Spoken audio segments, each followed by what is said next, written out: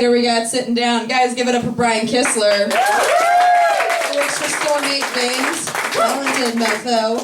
The next guy on the mic, he's a writer for Brian on the Street, or Billy on the Street, sorry. Billy on the Street, and he has a podcast called The Fogelnest Files. Guys, Jake Fogelnest, give him a hand.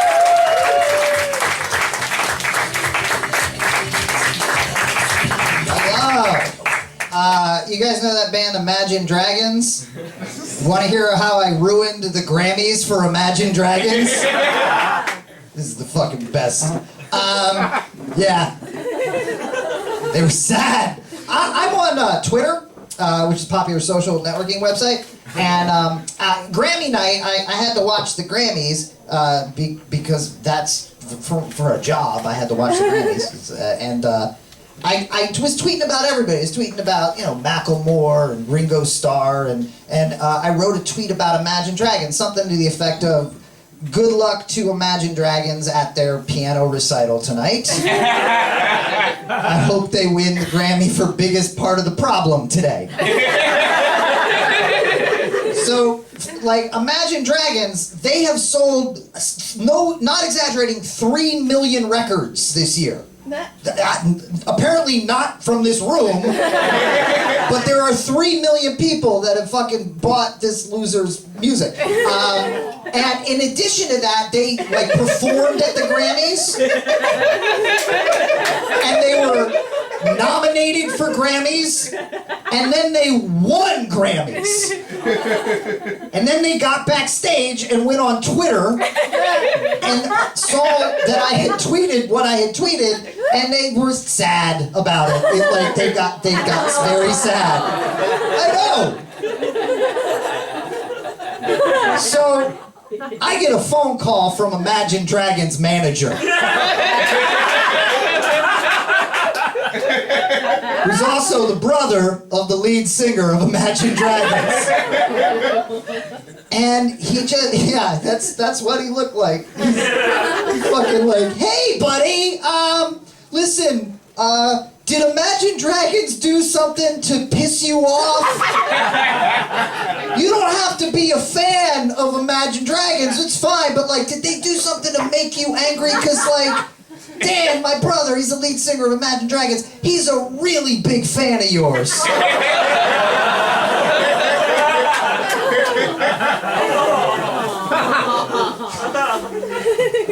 So I immediately, feel awful, and I'm like, oh no, I don't hate Imagine Dragons. It's just they're the biggest band in the world right now, and I have a responsibility. It would be I'm making jokes about everybody. It's like if I was making a joke about the Eagles or something. I don't know that Glenn Fry loves my comedy. I don't know.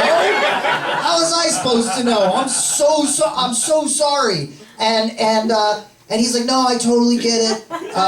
It's just, he's got thin skin. He's, sometimes, and he's a fan, blah, blah, blah. And I was like, all right, I'm sorry. So I immediately go on Twitter, and I write, I don't hate Imagine Dragons. I am spineless and just want to be liked. So, cut to earlier this week, Amnesty International had a big concert in New York City, and I had a weird job that they brought me out there to stand on the side of the stage with a microphone and introduce everybody that's on this concert. So I'm literally standing on the side of the stage, and my job is to say, ladies and gentlemen, Madonna. And then fucking Madonna would walk out. Madonna would be right here, and then I would say, ladies and gentlemen, Madonna. And she'd walk out. Ladies and gentlemen, Sir Bob Geldof. And then, please welcome to the stage, Pussy Riot. That was my fucking dick. And at one point, on the list of things that I have to introduce, ladies and gentlemen, Imagine Dragons.